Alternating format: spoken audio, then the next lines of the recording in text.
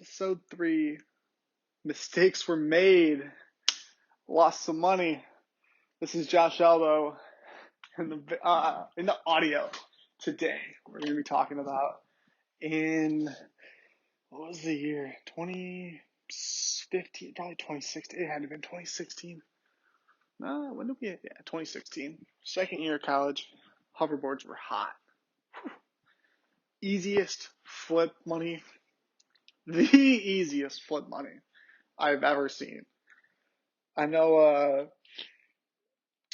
talked to a couple kids from California at the time who did like 300,000 selling. What the heck were they selling? They weren't selling hoverboards. Silly bands? No. What? Fidget spinners. Cooper and Mannon, who made a fortune, not a fortune, but made a fortune selling fidget spinners when those were hot, drop shipping those. In 2016, I didn't even know what drop shipping was. It's been a good while since. Every here and there's opportunities that come out. Probably, you know what? Here's my $100,000 idea right now for you. Dropship Carhartt hats that are legit, and just run crazy ads for them because it's winter here in Michigan that I need to get out of, and I was supposed to be in Florida by now, but plans change. Might do Florida, Bama, South Carolina. We'll see how it goes. But flip Carhartt hats, the beanies, upcharge them X amount. Don't know what licensing deals you might need to do to be able to resell those and make sure that they're authentic so don't be selling BS. But I think that's the highest thing for the month just because everybody starts wearing them. I just bought one. Paid too much for it, but whatever. But 2016, probably had a couple $1,000s to my name. Broke college student at the time. Didn't know any better. But everybody was getting hoverboards. The hot brand at the time was Iowa Hawks that were selling them for like $1,700. And if I would have been selling for $1,700, the margin would have been like I could have sold 2 and doubled my net worth, right? But the margin would have been nuts. So the deal I was getting them for was I was buying them from China for $125 and selling them for $400. Probably sold 10 of them, so let's say we made a couple thousand. But if I knew about credit and I knew about leveraging at the time, 2016, I was what? 19? 29? I was probably 18 or 19 at the time, so it might have been 2015. But if I knew about leveraging credit, which I was never taught in school, or just leverage and credit, which I was never taught in school, thank God for Robert Kiyosaki talking about leverage, and thank God for business credit cards, which I'll talk about when I talk about buying that 7 Series BMW with the 4.8 V8 engine and the 22-inch rims and the limo seats and the champagne holder in the back. Loved that car. Beautiful car. Fast as shit. Smoothest ride, floating on pillows. Love that car. But he's got a 760 right now. He just bought the X63. Shout out Mo. No money, no problems. But should have made at least an extra 10 to 20,000, let alone if I knew what drop shipping was. So I was living at school in Grand Rapids, going to college at the time. And the original deal that I had for the hoverboards was this guy had DM'd me on Instagram, same age. And he was like, hey, I like to see what you're doing, blah, blah, blah. Because I was probably doing something with Instagram at the time. And he DM'd me, he's like, I think I got a company that sells these hoverboards. And he was getting them from China, same thing. He was buying them for like $250 and we're selling them for $600. I think I said $400. We might have been selling them for $600. I think originally we were selling them for $600 and then we started selling them for $400 just because everybody started getting them. But the biggest challenge was, one, I didn't know how to leverage credit because I think the only credit card I had was like an $8,000 line that my parents co-signed on. So I couldn't use that money if I didn't have the cash in time because I was taught pay your credit card balance in full, which you should because interest rates are a joke. If you're paying 25% interest on it, you should probably not do that. You should probably pay your card off immediately, let alone 30, depending on where you're with, or even 15. Like you're paying way too much on interest for these. Insanity. But I didn't know any better at the time. And I wasn't paying interest on them. I'm just saying, I didn't know you could even use the credit to invest this stuff, right? Or get a line of credit, or all the different credit options, or borrow money or whatever. So the guy DMs me on Instagram. He's like, hey, I got this business. I got a couple hoverboards. I know you can sell. I want you to help sell me. Because I was probably selling stuff on Facebook Marketplace, Craigslist, OfferUp, Mercari. I think I was doing Mercari at the time. This was the year before I did really, really well in Mercari when I was living in Alabama. And that was when I think, now that I think about it, I'll add that to the list of mistakes that were made. Because I should have made more there too. So we meet up one day, he comes to meet me, we get coffee or whatever, and he had 2 hoverboards.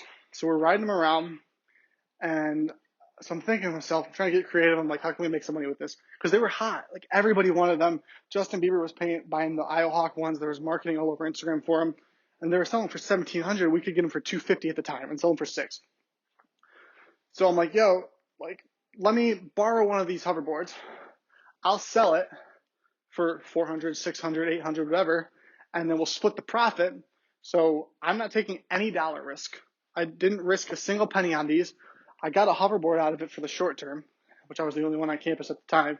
Then literally my entire hall had one. We had like between 8 people at one point. I had like 8 in our room because I was flipping them. But one of the challenges was we couldn't get them in time from China, but I'll get back to that. So I borrowed one from him. I had one, he had one. Posted it for sale. Within the week it sold. And we were almost like a dash early, probably like a month early to the market, because it was, when it got hot, it got so hot. I forget how many we sold, 10 or 20. I have a note somewhere that I'm not looking at because it's irrelevant. But I should have made way more, especially if I knew about drop shipping, because it would have been so easy to just make a website, get pre-orders, get the money from pre-orders, and then sell it. And then also, I could only sell in Grand Rapids. I could only sell to people that could come pick it up because it was only local. I didn't post them on eBay. I think all the eBay accounts were selling them for lower than I was willing to. They were selling them for $250 because we could get them for $125. So the one that he bought 2 that were $250 a piece. So there's $500. I sold the first one that he gave me to borrow for the $600. So now we're up $100 between the 2. I used that money to buy 2 more. So I figured as long as I always have one in stock, I can give that one back to him, and then we'll just split the profits as I continue to scale. And then when I took that 600 or 400 or whatever the dollar amount was after the first sale, the first couple I sold for 6 and I started selling for 4 because the market price started coming down and people could get them for cheaper. So took the 600, bought 2 more. And then I realized you could buy them for $125 instead of $250 from China. But the challenge was, like I was saying, is that it took 2 weeks for them to come in. So I was buying them 2 at a time. And again, I have limited capital. I don't use any credit to finance these. It was just purely, do I have the money to buy it, flip it. And again, it wasn't any of my money because it was the other guy's original thing. It was all like scaled off of that one board that sold for the profit. So I didn't have any financial risk going into it. So it was all profit anyway. But I was buying 2. I'd get them in stock. The day I would get them, they'd sell. But then I'd have to wait another 2 weeks. So I'd post it on OfferUp, or I'd post it on Facebook Marketplace. I don't think, what's the other one that's like OfferUp, but it's not LetGo. They didn't have LetGo at the time. But I was posting on OfferUp, and they were literally, the day I would get them, I'd get a mail slip for my school saying I had a package. I'd go pick up the package. I'd wheel over there with one. I'd go pick up the other ones, and they would sell the same day. I'd have orders ready to go. The person would message me and say, hey, I want to buy it. Boom, out the door, done. So let's say we made a couple $1,000s with that. Easily should have made 10 to 20, and I'm probably thinking way too small with this, because if we could have, let's say we made 5,000 just in one city in Grand Rapids. They definitely would have bought them in Detroit. They definitely would have bought them in Macomb. They definitely would have bought them all over the country because everybody wanted them. If I knew about Facebook marketing and I knew about Shopify, and I created, even like you can make a shitty ass site on, not Squarespace, but Weebly or whatever, like, or Wix or whatever, and post, like, do an e-commerce site on there. If you don't want to do like an actual site, easily an extra. I really think I'm thinking small, but I don't want to like sound bullshitty. But easily an extra 20,000, probably closer to maybe even like 100 to 200,000. But at least, at a minimum, an extra 20 grand. Like, bare minimum. I don't want to sound BS-y, so I'll call it 20,000. But easily could have sold probably a couple $100,000 worth. And the mistake that I made there, the biggest factor was not leveraging some type of form of credit, especially at low interest rates that we still have, super, like, money is so fucking cheap that if you're not investing with credit, you probably only shouldn't be investing with like leveraged money if you don't know what you're doing. But if you know what the hell you're doing, there's zero reason to not be scaling when the money is so cheap. And I'm not saying go into like go and use uh, variable interest rates that change and stuff. But if you can get a fixed rate at like 2 to 4% on anything, and you know what the hell you're doing, the money is so cheap. If not like 0% or intro fees and stuff like that. So if you see an opportunity, especially where it's not going to cost you anything, I would recommend, and this is not financial advice because I don't feel like getting sued, but the mistake that I made and I should have corrected was leveraging more money to buy more boards. Because if I was buying them 10 at a time instead of 2 at a time, let's say I would have made an extra 15,000 a month instead of only a couple thousand.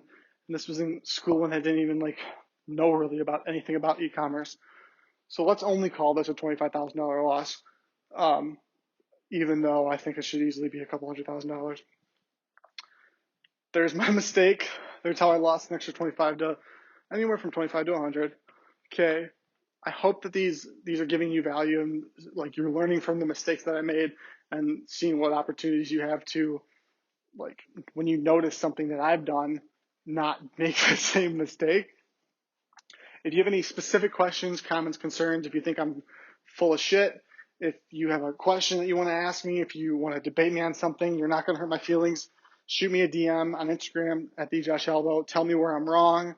If you have a question, just shoot me an email at summitsme@gmail.com. I'm purely here to help. If you think I can help, if you don't think I can help, then tell me where I'm wrong. I'd love to be, like, the whole point of this is everything's a learning experience. Everything is a learning experience. So I can't be wrong. I'm already talking about all the ways I failed. What's one more? As always, thank you so much for listening and watching today, and try not to make the same mistakes that I made.